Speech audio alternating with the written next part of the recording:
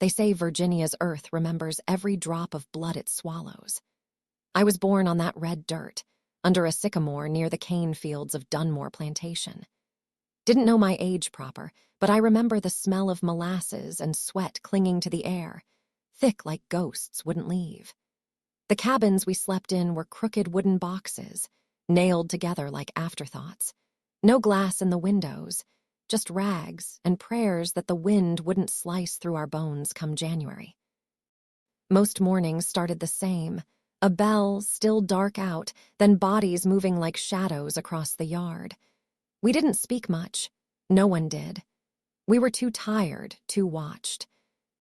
You wake, you piss, you get to the field, and maybe, if the overseer didn't have the devil in him that day, you might make it back to your cabin with your skin still whole. But most days, the devil did ride him. Overseer Crane. That was his name. Tall and narrow like a church spire, but with none of the mercy.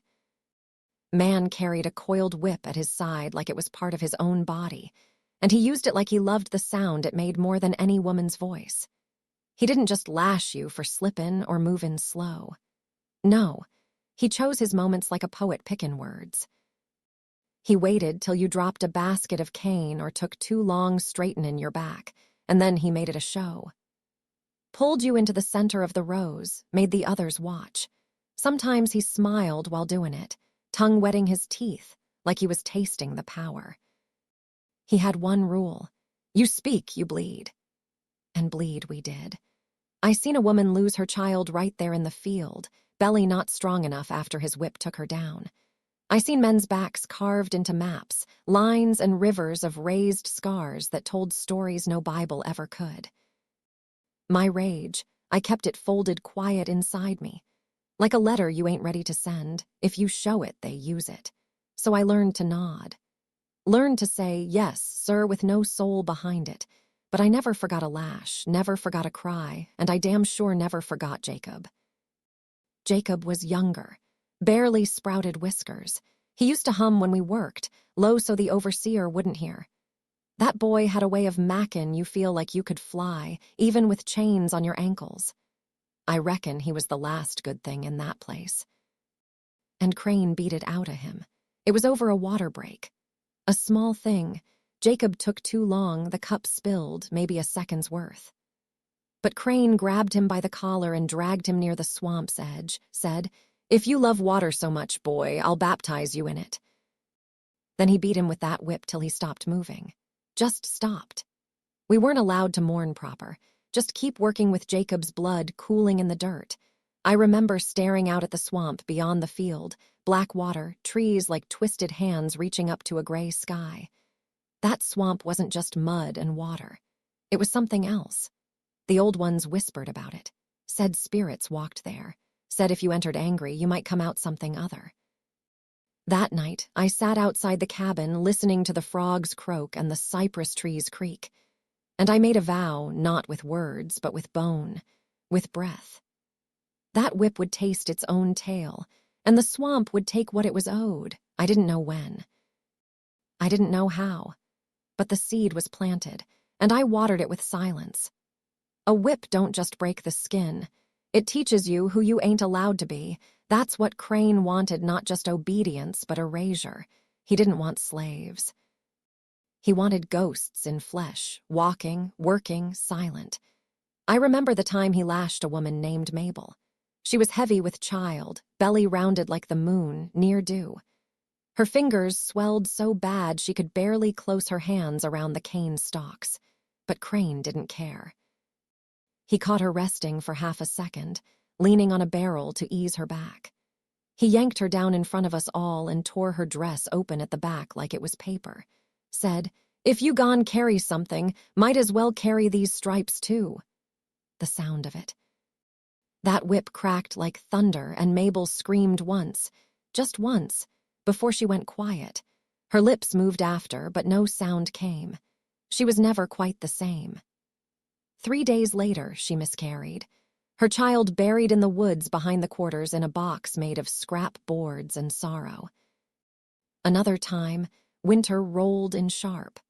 Frost painted the cabin doors, and the river fog turned to ice. Crane decided the ditch near the north fence needed clearing. He lined us up and forced us to wade through that water, barefoot, half naked, mud sucking at our ankles. Said it'd toughen the blood. One man's foot froze purple and black.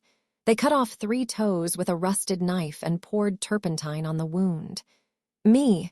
I got it worse when I refused to kneel after Jacob died. That morning, Crane demanded I drop to my knees and thank him for sparing the rest of y'all. I didn't move. I didn't speak. I just stared. He beat me like he was trying to turn me inside out. 20 lashes, maybe more. The pain was so deep it felt like my bones were splitting.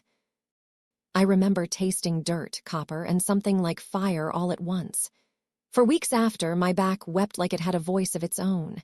Each scar felt carved with purpose, a message. Like Crane was writing his name on me over and over. The whip. God, that whip. Worn leather, stained with old blood, curled like a serpent. We didn't just fear it, we lived under it. Its sound was the clock that ran our lives. Crack, time to wake. Crack, time to move faster. Crack, time to bleed. But something shifted inside me after my own lashing. That pain didn't break me. It fed something. Something cold, patient. That's when I started watching. I memorized how Crane moved. He favored his right leg, carried his flask in his left coat pocket. He'd walk the fields twice before noon, always pause under the leaning oak to piss. At night, he'd sometimes ride out drunk toward the swamp, claiming to check traps or chase runaway shadows. But we knew he just liked the power of riding alone through fear. I cleaned his saddle once. Found a knife tucked in the lining, worn but sharp. I didn't take it. Not yet. I needed to earn his trust just enough to get close without suspicion. Needed to know the dog's routes, the blind spots near the swamp line, where the ground turned soft and greedy. Each day, the idea hardened in my mind like iron cooling slow. That whip was no longer just a weapon. It was a promise, one I would deliver back to him. Every scar he laid on me became a tally, and one day I would return the count. The swamp ain't just land gone wet. It's a mouth that never learned to close. They say it stretches past what maps know. Cypress trees rise from the black water like bent bones, roots snarled like claws beneath the surface. Spanish moss drapes down from the branches like mourning veils. Buzzing flies never rest, and frogs croak like they carrying secrets. There's a silence in that place, too, thick and watching, broken only by the hum of insects or the sudden splash of something slipping beneath. We weren't allowed near it, not really. Not unless chasing strays or hauling timber. But everyone on Dunmore knew the swamp don't take kindly to strangers, especially white ones. Old Liddy used to say, "That swamp remember every chain that ever rusted near it, every soul that ain't made it out." Said it was the one place where the dead still had a voice. After my last lashing, I found myself staring at that water more and more. Nights when the sky turned copper and the moon swam behind clouds, I'd sit near the edge, just listening. The croaks, the rustles, the whispers, they didn't scare me. Not anymore. I wasn't Peter the slave no more. I was something else. A vessel, a reckoning. It was in the swamp that the plan was born, not with fire, not with poison, not with blade. Those things speak too fast and too quick. No, I wanted something fitting, something poetic. I would take the overseer's whip, that coiled devil he clung to like a crown, and I would drown him with it. Let the very tool he ruled us with become the chain that pulled him under. Let him taste helplessness with each breath stolen by the black water. But revenge needs patience. So I trained in secret, used my chores to build muscle, hauled heavier loads than asked. Practiced tying knots in the dark behind the cabins. I memorized the lay of the land, where the moss hung low, where the bog turned to sudden sink, where the water dropped off deep. I knew Crane's habits, too. He liked to play hunter. After a runaway scare, he'd ride out with his rifle and flask, barking into the woods like a dog that thought himself wolf. He never asked for company, said no man could track like him. It was pride, and pride makes a man blind. I started leaving small signs, boot prints where they didn't belong, snapped reeds, shadows moving just beyond the trees. Whispers of another runaway. Let him chase a ghost. And when the night came, I'd be waiting. They say the swamp swallows men whole, that it remembers what the earth forgets. Bodies gone missing, chains rusting at the bottom, secrets too heavy to float. I figured it was time the swamp had one more secret to keep. But this one would wear his own whip like a necklace. The night I chose sang a different song. No wind stirred the trees, but the air felt alive, like the swamp was holding its breath. The moon hung low and yellow, swollen like an old bruise, casting flickers of silver across the water. Bullfrogs croaked deep in the reeds, and mosquitoes danced like spirits over the still black. I was already there, crouched in the shadows, just beyond the muddy bank, heard a slow drumbeat behind my ribs. Then I heard him, hooves first, slow, deliberate, the crunch of pine needles, then the lantern, a single golden eye swaying in the dark, cutting through fog like a shiplight on cursed waters. Crane. He rode easy, like he owned the land and the ghosts that walked it. I watched from behind a curtain of moss as he dismounted, tying his horse loose near a stump. The rifle was slung over his back, his flask peeking from his coat pocket, and at his hip the whip. That damn whip. Coiled, polished, oiled his pride. He walked toward the water, muttering curses about shadows and runaways. That's when I stepped from behind the trees. "Evenin', sir," I said, voice low and calm. He spun, lantern rising. "Who's there?" I stepped into the light and he saw me, his lip curled. "Peter," he said, "didn't figure you for the runnin' type. I ain't runnin'. What's this then, come beggin', or maybe thinkin' you could sneak me with a rock?" "I came to repay you," I said. He laughed. It was a wet, ugly sound, like something rotting behind his teeth. "Boy, I done carved my name into your hide. You think one knife gonna change that?" I didn't answer. He dropped the lantern to the ground, its flames still casting wild shapes. "Fine," he spat. "Let's see what you're really made of." He drew the whip. The first crack came like lightning, split the air, tore the sleeve clean off my shoulder. I staggered, pain slicing fire across my arm, but I didn't go down. "You forgot what this whip does," he sneered, drawing it back again. "Let me remind you." He lashed again. This time I caught it. My hand burned as the leather cut into my palm, but I held tight, yanking with everything I had. He stumbled, surprised. I surged forward, wrapped the slack around my forearm, and pulled harder. He roared, charging. We collided like bulls. Fists flew wild. His boot cracked against my shin, my elbow slammed into his jaw. He grabbed a stone, swung, caught me above the brow. Blood poured into my eye, but I didn't stop. I slammed my shoulder into his gut, driving him backward, down toward the mud. He tried to reel the whip back, but I had it knotted now, twisted around his wrist. I pulled again, jerking him forward. That's when I wrapped it around his neck. Twice. His eyes went wide. He clawed at it, but the leather bit deep. He kicked, spit snarled, but I held on, pushing, dragging him toward the edge of the swamp. "You remember Jacob," I hissed. He gurgled. "You remember Mabel, old Joe, the cold water, the babies buried behind the cabins." His heel caught a root. He fell hard on his back, and I went with him, knee to his chest, tightening the coil. The edge of the swamp was soft, wet like the earth was opening her mouth just for him. He flailed. He bucked. He caught me with an elbow to the ribs. I coughed blood, but didn't let go. "Peter," he gasped, voice ragged. Don't!"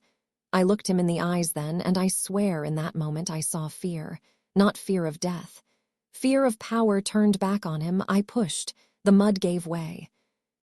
His body slid backward, arms windmilling, legs churning water. The swamp swallowed him slow, up to his waist, then his chest.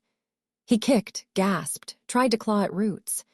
But the whip was still tight around his neck, my hand still holding it from the bank. "Please," he croaked. I said nothing. His head dipped below the surface, then rose again, sputtering, coughing, one last breath. Then I pulled the final time. His scream was silent under the water. Bubbles rose, big ones, then smaller. The whip handle floated for a moment, like a snake resting after a kill. Then it too sank. The swamp stilled. No wind, no frogs, just silence. I knelt there a long time, breathing heavy, the blood from my brow mixing with the mud. The lantern still glowed behind me, painting shadows on the trees. The swamp had taken what it was owed, and I had given it freely. I didn't go back. After the swamp took him, I walked deeper into its arms, past the waterline, past where even the dogs would follow. Cypress trees closed behind me like a door, and the moss hung low enough to kiss my face. I moved like smoke, bleeding, breathing, but still whole. Some say I became a maroon, hiding out in the belly of that land. Others say I found a route north, followed the stars past the rivers and into freedom. There's a few who claim they saw me years later, limping through towns in worn boots, eyes sharp as glass. But most say I never left the swamp at all. Back on the plantation, the story changed quick. The masters said Crane slipped while riding, got tangled in his own reins, drowned accidental-like. Claimed his horse came back alone. They buried an empty casket and called it God's will. But there weren't a soul in them cabins who believed a word of it. See, truth got its own legs, and it walked faster than they could lie. The whispers started quiet, a field hand telling a kitchen girl, a boy repeating it behind the smokehouse. Then louder, clearer, like scripture passed mouth to mouth. Peter dragged him into the swamp, used his own whip on him. Didn't scream, didn't run, just stared while the water swallowed him. Children whispered it under blankets. Elders told it like gospel. And overseers on nearby farms started looking sideways at their slaves, not with pity, but with fear. Because now they knew, even the lash had a limit. They started calling me the whip ghost, said I haunted the cane rows at dusk, watching with eyes that never blink. Some claimed they saw wet boot prints near the cabins on moonless nights. One overseer quit outright, said he heard breathing outside his window that wasn't no man. Maybe that was just their guilt catching up, or maybe I was still watching. Doesn't matter much. What matters is this, the swamp remembers. It holds every scream, every chain, every name. And when the time comes, it gives those names back, sharp and unmerciful. I was born a slave, but I became a story, a whisper in the cane fields, a reckoning in the water, and when the whip cracked after that night, it sounded just a little less sure. Peter didn't just vanish, he became legend, a warning, a whisper of resistance passed from one chained soul to the next. Have you ever heard stories like this growing up? Tales of strength buried in silence? Comment below. What did this story make you feel? We want to hear your voice. Like this video if Peter's revenge shook something in you. Subscribe for more true stories of rebellion, survival, and justice buried in the soil of history. And don't forget to turn on notifications. More voices are rising from the past.